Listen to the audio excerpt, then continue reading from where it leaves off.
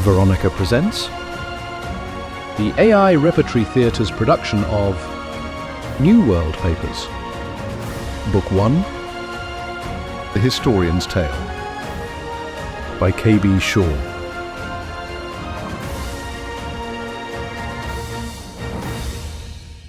Chapter 14, Beyond the Quarters. The next day was a world of joy, celebration, and speculation about what might lie ahead. Randall and all of his engineering team returned for the high conjunction feast.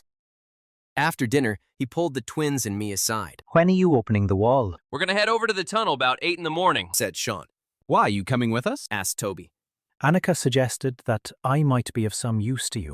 Did she say why? No, she's pretty cagey like that. Even with my crew and me, she never tells us what to do. She just guides us with questions and nudges us to figure things out for ourselves. When I asked her about the builders and the reasons people from Earth settled here, she said that was your job, Fallon. That seems to be the way the builders have set this all up. We have to earn their knowledge, demonstrate that we're worthy of it. The missus in Bedford said the same thing, I mused. Sean said, If you're coming, be at Pod G a little before 8. We'll leave quietly from there. No need to attract a crowd.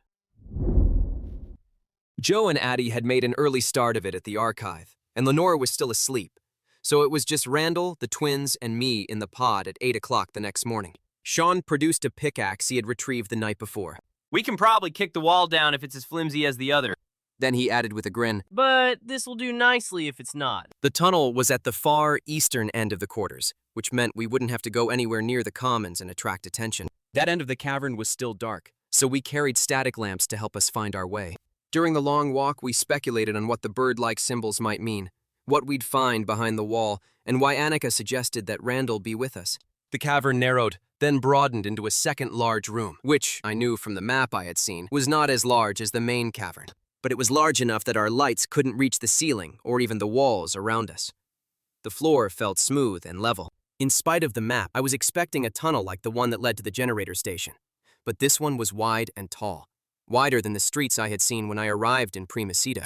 We had been walking down the tunnel for a couple of minutes when Sean observed, We must be almost to the rim. A moment later, Toby, big, prizefighter Toby, who was in the lead, yelped like a startled child afraid of a monster in the dark. His lamp and pickaxe fell loudly to the floor. What the bee, brother? Said Sean after running into Toby's back. I saw something ahead, in the dark. We heard movement somewhere down the tunnel. Whatever it was, sounded large. Quickly, Toby retrieved his pickaxe as the rest of us cranked our lamps furiously to get full power. We huddled together and directed our beams down the tunnel. Suddenly, Joe's voice emerged from the shadowy part of the tunnel ahead. What took you so long? Behind her were Addie and Lenore. Beyond them was what must have been most of the movement, all waiting in the dark to surprise us. Maybe this will help you see more clearly. Came Bedford's jovial baritone voice as the tunnel's ceiling became illuminated. It was a strictly utilitarian white light. Step to it, lads. Everyone is waiting. The crowd parted so we could walk to the sealed end of the tunnel. As they stepped aside, I noticed that the well-worn floor had markings, sets of lines, yellow, white, solid and dashed, that ran its length. This tunnel had a purpose when the builders were still here. Would it be of any use to us now? Mrs. Greer stood at the wall, pointing to the bird symbol. These birds have inspired flights of fancy for all of us in the last couple of days. They give us hope of escape, of freedom. But be prepared if it is just another dead end. Don't let it dash your hopes. She stepped aside and said, Toby, bring this wall down. He stepped up. In a high, arcing swing, the pointed end of the pickaxe tore a line through the faux wall from 2.5 meters up, all the way down to the floor. He moved a meter to the right and cut another line. Everyone, step back. He said before ramming the space between the lines with the head of the axe. He jumped backward as the thin wall came crashing down. The vast room beyond was bathed in light. It seemed empty. It was 100 meters to the far wall, where we saw a huge sliding door. The door, similar to a barn door, was made of the same gleaming metal we saw in the generator room. It was 40 meters wide and 20 meters high. You should enter first, Fallon. Look around and commit it to memory before any of us disturb it with our presence. I cautiously stepped through the hole and walked 20 meters into the room before slowly turning counterclockwise to take in what I saw. The big door looked as if it opened in the center, like the elevator door with the two halves sliding on tracks inside the room. I saw a hatch to the left of where that side of the door would rest when opened. A hatch! The north wall had another sliding door, about half the size of the entrance tunnel, and several regular doors, including one that looked to be an elevator. 3 levels of windows indicated several floors of rooms. A balcony ran the entire length of the 3rd level. What appeared to be 4 control consoles were positioned along it. The west wall was lined with areas that were portioned off like stalls in a stable, 5 stalls to the right of the entrance tunnel and 3 to the left. But there were no horses here. In the stalls were machines. Each had wheels, and the variety of designs made me think they were meant to carry things like our wagons and carriages do. Each stall contained tool and parts bays, and panels with display screens. Sean was taking a turn widening the tunnel entrance. I glanced down the stalls, nodded at the assembled crowd, and continued turning south. The south wall had 2 large, empty stalls with retractable coils of a large diameter hose mounted on the wall. Obviously, something bigger than the other machines should have been in each stall. I hadn't a shade what they might have been. I waved for the team to enter. Please move to the center of the room, lads and lasses. Gather up in your teams. I may come to you and make assignments. Do not touch anything unless you are asked to. Randall walked toward me, holding up his hand and calling. Engineering, form up. He didn't have to say anything to me. His expression conveyed everything. Where are we needed? I pointed to the displays in the stalls and the consoles on the balcony. Without missing a beat, he assessed the situation and gave orders to his people, sending 1 to each stall and leading the rest to the elevator. Where's the mechanical team? Over here! He found the team, and moments later they were dispersing to the stalls to help inspect the machines. My little team had gathered around me and was surveying the surroundings. Bedford and the missus came over. Williams, you here? Here I am. Answered Percy as he made his way through the assembled groups. Bedford stood between Lenore and Percy and put a hand on each of their shoulders. The credit for this discovery and for the generator station goes to you two. Take one of Randall's team from a stall and go see what's beyond that sliding door in the north wall. I was watching Lenore and Percy leave when my attention was drawn upward. Lights came on at the 3rd level. Randall appeared on the balcony. He and his team congregated around the closest console. As the display lit up, their faces became illuminated and showed great excitement. They were too far away to hear, but I could tell Randall was speaking to the display. To Annika? A harsh sound filled the room, and amber lights flashed along the east wall. Aviary door is opening. Aviary door is opening. Aviary door is opening. The alerts fell silent, and the amber lights faded to red. We all watched with great anticipation. There was a low rumble, and the large metal door parted, sliding left and right. As one, we drifted nearer, forming a long line so each of us had an unobstructed view. Aiden stood in front of me. I put my arms around her. There was no waterfall this time, but the opening door revealed another double soul rise over the basin. A flood of cold air rushed into the room. A thrill ran through the crowd, with exclamations ranging from oohs and ahs to escape and freedom. Stay back, that's almost a 2-kilometer drop off the edge. Bedford signaled Randall, and the doors began to close. That hatch over there must lead out. Said Toby. How about if we check out the rooms in the north wall? If this place is like the generator station, I'll wager they have a stash of cold weather gear. I'm with you, brother. Mrs. Greer nodded and said, Be careful. You coming, little brother? You couldn't keep me away. As we left, Addie and Joe started to follow. Addie, you and Joe are finished here for now. Head over to the archive and start your work. Addie reverted to her little girl pout, but Mrs. Greer was immune. As you have often pointed out, Addie, you're a grown woman. That doesn't work on me anymore. She gave her granddaughter a stern gaze until Aiden relented, taking Joe's hand and heading toward the entrance tunnel. Listen up now.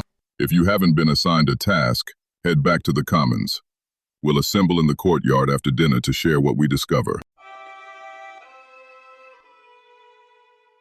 Lenore, Percy, and Melissa Chawla from engineering had no trouble opening the sliding door in the north wall. It was controlled by a wall plate next to the door. The door opened onto a corridor that was 25 meters long and terminated in a second door. This door, controlled by a plate on the side wall, slid along the inside of the next room. The room, which was already lit when they entered, was 2 stories tall and extremely wide. They couldn't see to the far end. The floor space was filled with row upon row of metal tanks, 3 meters wide and 150 centimeters high. Suspended 2.5 meters above each edge of a tank was a clear trough. A grid of light panels and flexible tubing filled the space between the troughs. Melissa turned to inspect the wall behind them and found what she had hoped to see: a small door and 2 levels of windows looking over the tanks. Follow me, She said. I think we'll find some answers in here. As soon as they opened the door, a strong current of air blew down from the ceiling, apparently being sucked into a metal grid at their feet. They were in a small room that had another door on the opposite wall. Melissa opened it, and they entered a pleasantly cool stairwell. Upstairs should be a control room. And it was. A wall of windows overlooked the tanks below and the troughs above. Melissa stepped up to the control console that was configured like the one in the generator control room, keyed in the code, and watched as all the displays came to life. She expected to see Annika. Toby's assumptions proved true. The first floor of rooms contained offices, what appeared to be a small mess hall, and a dressing area with a door that opened a few feet from the hatch. Can it be? Yeah, it's in the right place. Beyond this wall is the basin, And away topside. said Toby, adding. Maybe. We donned the appropriate gear, cranked open the hatch, and swung it inward. Hello, I'm lead hydroponics technician Archie Maxwell. Welcome to the hydroponics farm. A section of the screen flickered, and Melissa's image appeared at the avatar's feet.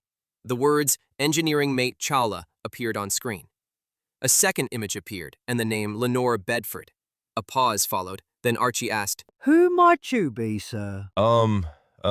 Williams. He stammered, looking at his companions. Percy Williams. His image appeared on the screen, labeled Percy Williams. Archie seemed satisfied. Welcome to you all. Who will I be working with most? Me for now. Replied Melissa. Pardon for me saying, but you are an engineer. Is there an agriculturalist in your party? A farmer? Yes, we have several. Said Lenore. Why? I beg your pardon, are you not familiar with hydroponics? Lenore looked at Melissa and Percy to see if they understood, but they only returned questioning look. No, we are not. She answered. I understand. Perhaps engineering mate Chawla will suffice. The twins and I pulled up our hoods and cinched them tight as the cold wind whistled through the hatch. Toby moved his bulk through the opening first. I took up the rear. It was with some difficulty that we closed the hatch behind us. We found ourselves in a long gallery, a notch in the face of the rim, actually. It was cramped, a little over 2 meters in height, so low that Toby's head nearly scraped the stone overhang. It wasn't wide enough for 2 men to walk side by side. When the builders carved this gallery, they left a stone railing that was slightly less than chest high and 1 meter thick. There was no way you could be blown over the edge or slip and fall to your death. The gallery extended southward to the large door where it terminated with a railing. John pointed a gloved hand and we followed him north. About 40 meters on, he stopped and looked over the rail. Nice view, I yelled over the noise of the gusting wind. Not bad if you like clouds. He said, hoisting himself over the railing, then rolling onto his back. Hold on to my legs, will you? Toby and I each took a leg. Lift me a bit more. I want to have a look up. A minute later, he told us to bring him in. How far down are we? I'm not sure, brother. Said Toby. 165 meters, I said. It was marked on the map. John shook his head. I thought maybe I could climb out of here, but there's no way. If it was a shorter distance, maybe, but the rim face is straight up, damp, and the wind is a killer. To put it simply, said the avatar named Archie. This is a self-maintained farm. Is there something that is in short supply that you would like? Wheat? Corn? We're well stocked with grains. Said Percy. Maybe something more perishable then. Tomatoes? Ha! Scoffed Percy. It's the dead of winter. That doesn't matter here. How many of you are there? About 60. Said Lenore. Please observe the tank directly below you. All the lights in the hydroponics farm faded to black, except those above the first 4 meters of the tank below them and its 2 troughs. A mechanism laid a film along the bottom of one trough, followed by a thick layer of spongy material. Then the trough began to fill with water. The material at the bottom of the trough contains viable tomato seeds, and the next layer holds the nutrient-rich liquid that will result in mature plants within 2 weeks. The tanks are used mostly for large-scale crops like grains and fauna like grasses, trees, bushes, etc. Trees and bushes? Asked Lenore. This landmass was designed to Earth specifications. It was first purged of problematic native vegetation, vermin and insects, but you can never get all the vermin and insects, now can you? Any significant native life forms were relocated. Native life forms? said Melissa Chawla. Like what? It was our task to revegetate the surface with selected species of earth plants, crops, and the varieties of insects needed to ensure propagation. There was a large grazing animal that would have competed with your earth livestock and damaged your crops. We used the birds to sedate entire herds and relocate them. To where? prodded Melissa. Elsewhere, very little of the vegetation on New World is native. What about the rim forest trees? They were introduced by us and strategically planted as a buffer between the rim and the planned city. We traveled silently along the gallery for several kilometers. I wondered about its purpose. Maybe it was just a place the builders could go to get some fresh air, somewhere a couple could stroll under the stars. That didn't seem likely, given the fact that two people would have to flatten themselves against the wall and railing to pass each other. We approached what seemed to be a tunnel, but proved to be a section of the gallery that was closed in by a thick wall of ice. Some light filtered through, creating weird, disorienting patterns along the gallery. The gallery wall and floor were slick with ice. We had to tread carefully, but at least the ice wall held back the wind, and it became quieter as we went deeper into the ersatz tunnel. A waterfall, Said Toby, who was now in the lead. Look. Our way was blocked by a curtain of ice. Looks like this part of the gallery caved in. End of the line!